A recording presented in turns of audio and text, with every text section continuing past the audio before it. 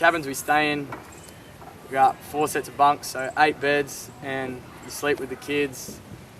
It's pretty comfy, and then you don't get a lot of sleep, but like you stay with your kids, so it's awesome. And then being lifeguards, we come down here every day, teach the kids how to swim, muck around with them in the water, teach them some basic rules, and it's just so rewarding because swimming is like a skill for life, and just being able to watch the kids develop over the 1 week or 2 week sessions. We have some kids that are too afraid to put their head underwater, and you'll play a game like Limbo and they don't even think they're going underwater, and they duck under the noodle, and the next thing they're like, oh yeah, you just went underwater. And they've got this big grin on their face, and it's really awesome.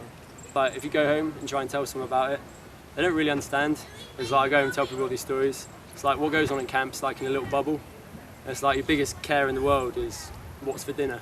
And I think that's the most amazing thing in the world.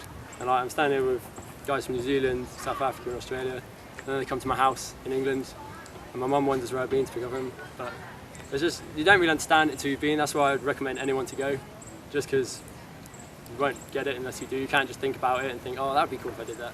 But yeah. And no one gets camp jokes when you're back at home. Yeah. It's just, like, we had staff training.